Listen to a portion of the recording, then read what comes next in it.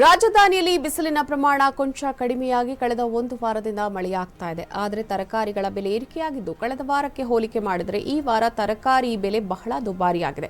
ಈ ಬಾರಿ ಬಿಸಿಲಿನ ಪ್ರಮಾಣ ಹೆಚ್ಚಾಗಿ ಇದ್ದಿದ್ದರಿಂದ ಹೆಚ್ಚಿನ ಪ್ರಮಾಣದಲ್ಲಿ ಫಸಲು ಬಂದಿಲ್ಲ. ಈ ಮಧ್ಯೆ ಕಳೆದ ಒಂದು ವಾರದಿಂದ ಮಳೆ ಬರ್ತಾ ಇದ್ದು ಬಂದಂತಹ ಬೆಳೆಯೂ ಹಾಳಾಗ್ತಾ ಇದೆ. ಹೀಗಾಗಿ ಬರುವ ಅಲ್ಪ ತರಕಾರಿಗಳಿಗೆ ಹೆಚ್ಚಿನ ಬೆಲೆ ನಿಗದಿ ಮಾಡಿ ಮಾರಾಟವನ್ನ ಮಾಡಲಾಗ್ತಾ ಇದೆ. ಇನ್ನು ಹೊಸ ಬೆಳೆ ಬರುವವರೆಗೂ ಬೆಲೆ ಇದೇ ರೀತಿ ಹೆಚ್ಚಾಗುವ ಸಾಧ್ಯತೆ ಇದ್ದು ಮುಂದಿನ ದಿನಗಳಲ್ಲಿ ಸರಿಯಾಗಿ ಮಳೆಯಾಗದಿದ್ದರೆ ತರಕಾರಿಗಳ ಬೆಲೆ ಮತ್ತಷ್ಟು ಏರಿಕೆಯಾಗುವ ಸಾಧ್ಯತೆ ಇದೆ.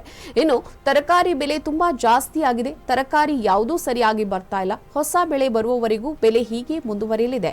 ಆದರೆ ತರಕಾರಿಗಳ ಬೆಲೆ ಕೇಳಿ ಗ್ರಾಹಕರು ತರಕಾರಿಗಳನ್ನು ಖರೀದಿ ಮಾಡಲು ಹಿಂದು ಮುಂದೆ ನೋಡ್ತಾ ಇದ್ದಾರೆ. 1 ಕೆಜಿ ಖರೀದಿಸಲು ಅರ್ಧ ಕೆಜಿ ಖರೀದಿಯನ್ನ ಮಾಡ್ತಾ ಇದ್ದಾರೆ. ಇದರಿಂದ ವ್ಯಾಪಾರ ತುಂಬಾ ಕಡಿಮೆ ಆಗ್ತಾ ಇದೆ. ಸದ್ಯ ಎಲ್ಲಾ ತರಕಾರಿಗಳ ಬೆಲೆ 80ರ ಗಡಿ ದಾಟಿದೆ. ಬೀನ್ಸ್ ಬೆಲೆ ಕೂಡ ಅಂತೂ 200ರ ಗಡಿ ದಾಟಿದೆ.